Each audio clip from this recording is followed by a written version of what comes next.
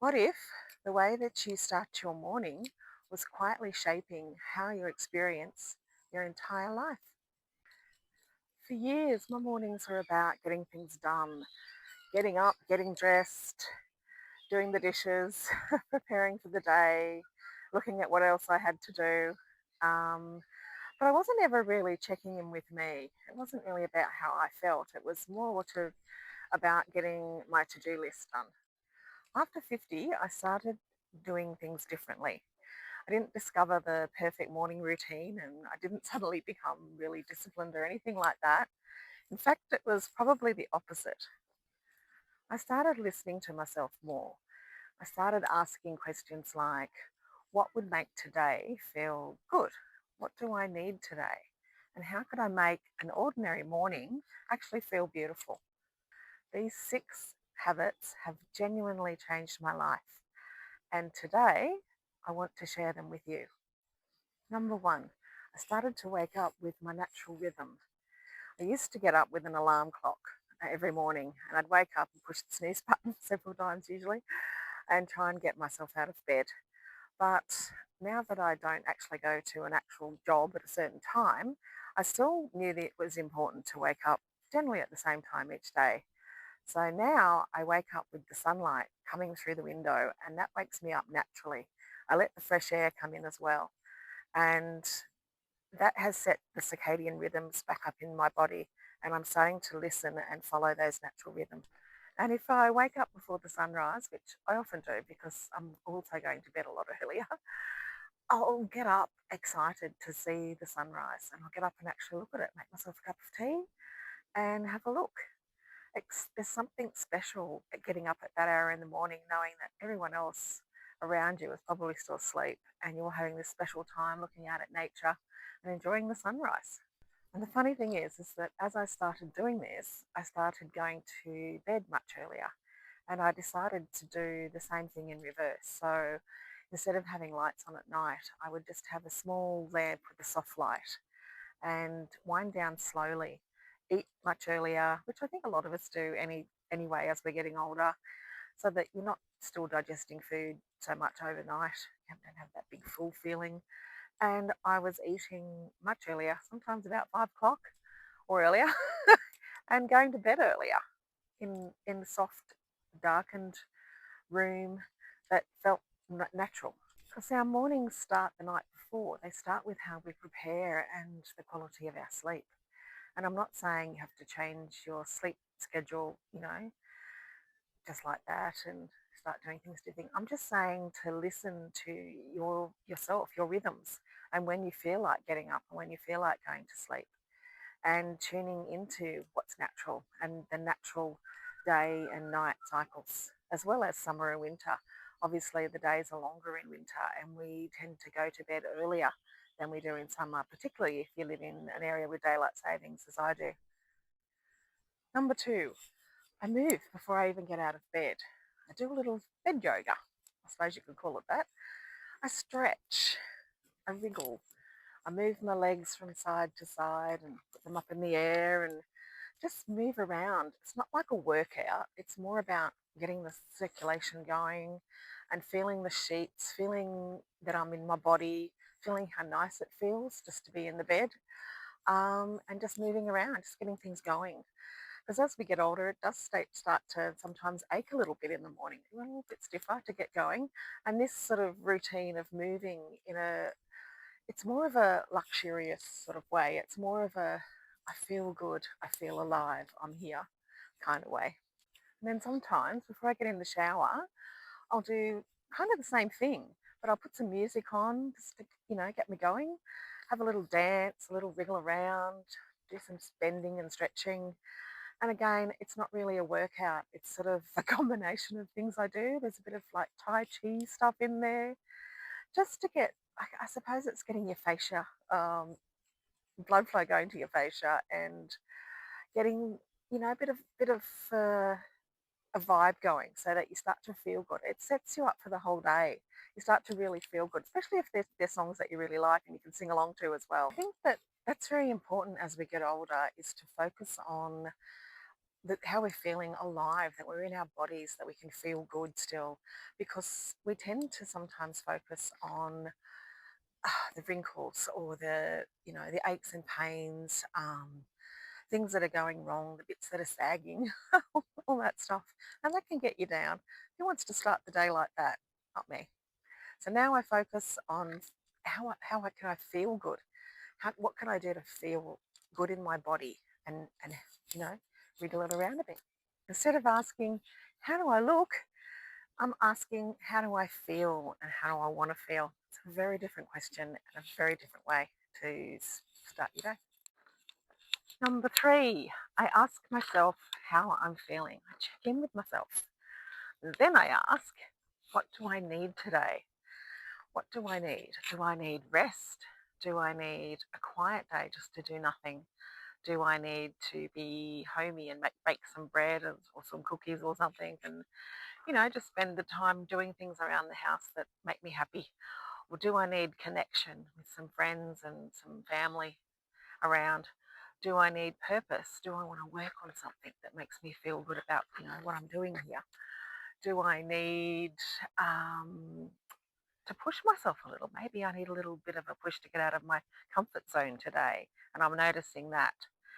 Um, and yeah, it doesn't mean that I don't have a to-do list and that I don't have to still do the laundry and washing and all those things that we have to do or go to appointments. I still do those, but I make it a priority to include those other things that I need as part of that and as just as important, if not more. And that makes a huge difference. There was a time when I knew exactly what everyone else needed and I'd be there for them and, trying to do things. And I guess that's part of the role of being a nurse as well. But if you'd asked me what I needed, if someone said, what do you need today? I'd say, nothing, I'm good, I'm all right. And I probably, if I'm honest, I probably didn't even know what I needed because I'd lost that much touch with myself. Um, but now I don't. Now I know that I'm important too. And so my needs are important and what I want's important. So now I ask, what do I need today? And if I don't know, which sometimes I don't, then I'll sit down with my journal or at my computer and I'll just start writing, starting with the question of, I don't know what I need today or how I'm feeling, or I'm feeling discombobulated. I love that word. And I just start writing, and sometimes it comes out. It comes out that I'm, feeling a certain way, or that the needs will come from what I'm writing. It's just that I need to allow myself to experience those things, and that's okay. Number four, I ask myself, how can I make life beautiful today for me? And this doesn't have to be something expensive like going on a holiday or buying something like a new car or a piece of jewelry or something like that. Well, sometimes it is nice to go shopping, but it's more of doing the simple things. It's how can I add something beautiful for me? Like I might use my special cup or pick some flowers and bring those inside. I might wear something that makes me feel beautiful. There's lots of things, but it's a question that I ask over and over during the day. How can I make this moment more beautiful? For example, I could be sitting in my little place filming this and not going outside because it's a little bit overcast today. I'm expecting some bad weather later on, but I'm outside. I'm outside enjoying the coolness and the briskness of the air, and it's just lovely. And that's a decision I made to be out where it's beautiful and to share it with you. I put some music on when I'm having a shower, and or some mood lighting even in the shower. You can get these ones that make like watermarks and things all over the ceiling as they're going, and fish and galaxies, all sorts of things. It's just a little touch of whimsy to your day, which I think makes it very special. Sometimes I just get joy from polishing the sink. When you make it all nice and you've got a silver sink or whatever it is, and you polish it all up and you polish the tap and it looks really nice. It's just those simple joys. We tend to save these things until we're with someone else, which is silly because we're important too. We can enjoy these moments on our own. We can put perfume on when we're staying home just because we want to smell nice. We can, yeah, bring the garnishes out, bring the good stuff out, and wear the clothes that we like to wear that feel good. just because we want to wear them? What if today is worth making beautiful? Not because someone's coming over or that you've earned it or anything like that, but what if today and every day you can just make it beautiful for you? Number five, I make myself breakfast that is both nourishing and beautiful. It has to be both. It used to be about what I should eat or what I thought I should eat. I did do the protein shakes. I did do the I've got to eat just eggs and bacon and trying to do the keto thing. We've all been there. We've tried all the different programs and diets and in our attempt to be more healthy and to look good, which is a good thing. But what if you change the focus to it's got to be nourishing and beautiful? How does that change things? So now it is things like French toast with the berries on the side or a Spanish omelette. And I put lots of nice things in it and serve it up to myself. I make the setting lovely. And I have my tea in a nice cup that I enjoy. It makes me sit different. My posture's different when I'm eating like this. The whole outlook on the rest of the day is that I've done something that's self-loving for me because I deserve it and it feels good, rather than the old habit of I better, I should, I must eat this, and trying to eat it while I'm doing other things, getting out the door. That never feels good to anyone. I'm not saying that there's anything wrong with a quick breakfast.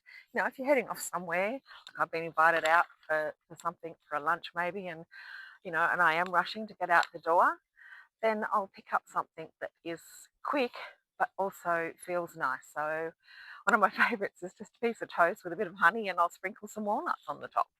So it feels like it's a little bit of luxury rather than, something that's not, I suppose. I prefer now to go out for brunch or lunch rather than going out for dinner at night and being out late at night. I love an extended brunch that goes on or a late lunch with friends where you sit around and talk and just enjoy the whole experience.